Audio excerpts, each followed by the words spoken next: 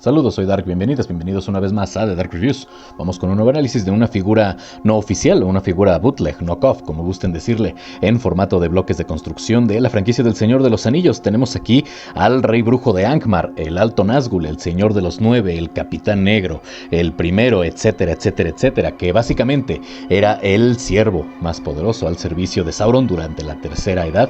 Y no voy a contar al Balrog, ya que si bien Sauron pudo haber controlado al Balrog, o en todo caso lo hacía, lo cierto es que solamente lo utilizó en las minas de Moria. Y bueno, el Capitán Negro era quien efectivamente guiaba los ejércitos de Mordor. Y tenemos aquí una figura bastante interesante, y digo que es bastante interesante porque no tenemos de manera oficial en Lego una figura de este personaje con esta indumentaria. Sí hay una figura oficial de Lego del Capitán Negro o del Rey Brujo de Angmar, pero en su forma espectral, como lo logra ver Frodo en la cima de Amon Sul, si no me equivoco. Y bueno, de esta manera no lo tenemos, y creo que en términos generales está bien la idea, pero vamos a darnos cuenta que hay ciertas inconsistencias que le restan un poco de calidad o de valor de exhibición a la figura. Pero bueno, vamos analizándolo como ya es costumbre por la parte más simple, pero al mismo tiempo una parte necesaria para muchas minifiguras en este formato, que es nuestra base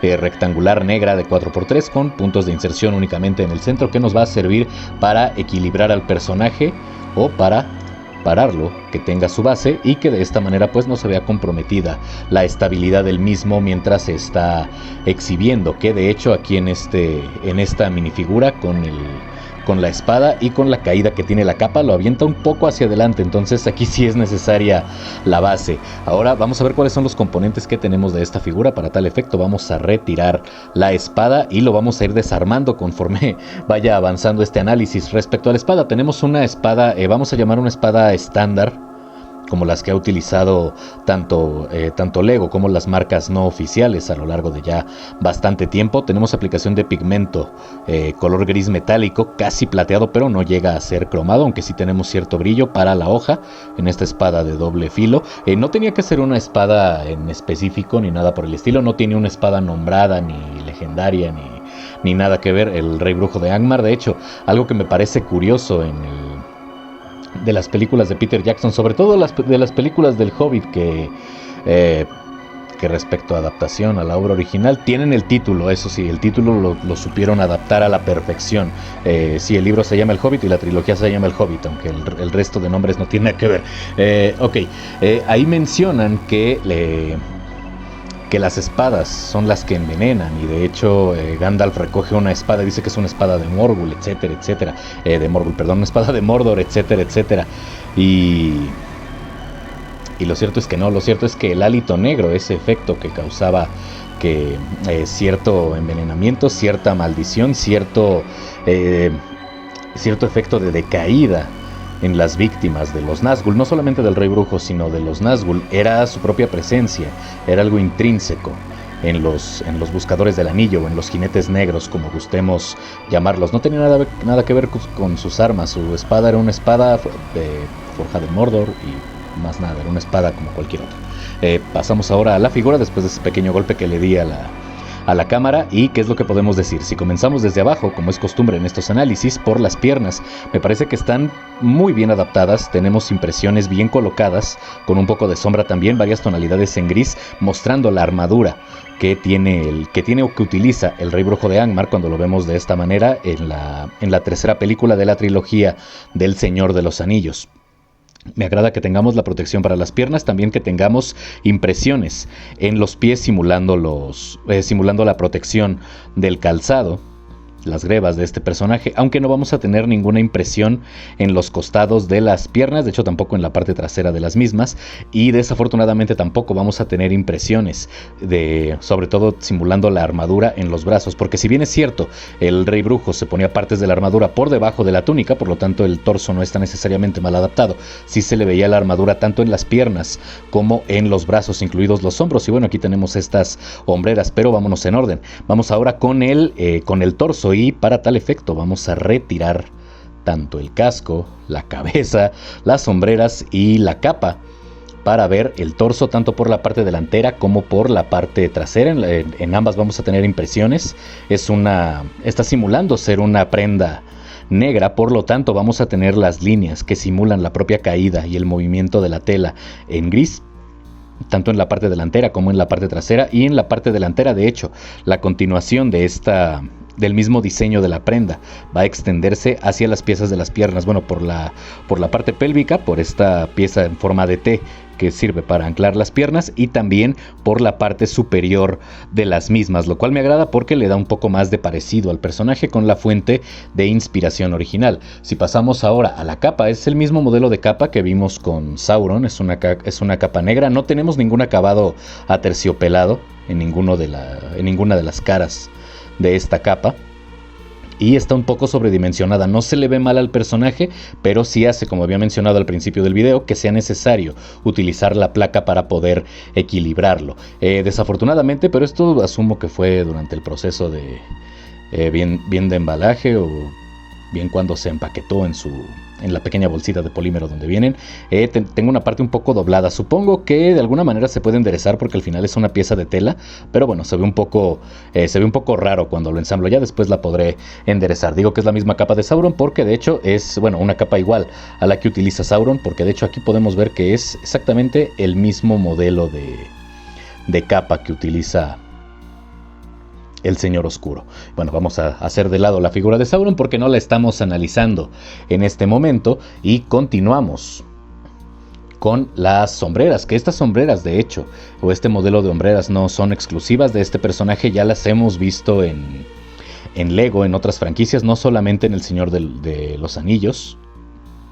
Pero aún así me parece que fue una buena elección, si bien no se parecen del todo a las sombreras que utiliza el Capitán Negro, porque esas van a tener 3 puntas y no las tienen alineadas de manera horizontal viéndola desde arriba, sino vertical, es decir, vamos a tener una en la parte trasera, otra en la central y otra en la delantera, en ambos lados. Creo que no se ven mal. Vamos a tener un par de salientes que preferí colocar hacia la espalda, porque de colocarlas al frente se ve sobrecargado el personaje. Además, siendo un poco o tratando de ser un poco realistas, me parece algo antinatural tener demasiada protección. Bueno, no demasiada protección, la protección en realidad nunca estuvo de más en aquellos guerreros que en su momento utilizaron armaduras, pero sí tener algún elemento que pudiera estorbar en la movilidad en el combate, eso no sería necesariamente correcto. Por eso decidí, cuando lo ensamblé, dejar estas partes salientes hacia atrás. Para la cabeza no hay mucho que decir, es una cabeza tal cual de minifigura con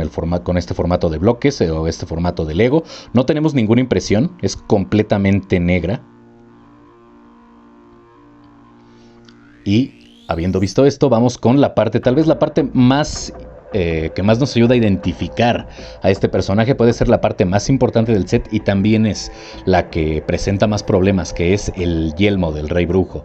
Este yelmo está totalmente inspirado en las películas. En los libros es simplemente una corona que parece que está flotando, porque recordemos, los Nazgûl son invisibles. Y bueno, respecto al diseño, definitivamente lo podemos identificar como el yelmo del Rey Brujo de Angmar. Incluso simula, al igual que en la película, tener estos pequeños pinchos como si fuesen una corona. Tenemos para los ojos aplicación de pigmento negro, que en términos generales está bien, pero lo que no me gusta es que la aplicación de pigmento no fue uniforme. Podemos ver ciertas grietas o cierto defecto en la parte frontal, que igual no está del todo mal, porque no eran precisamente pulcras, completamente pulidas las armaduras del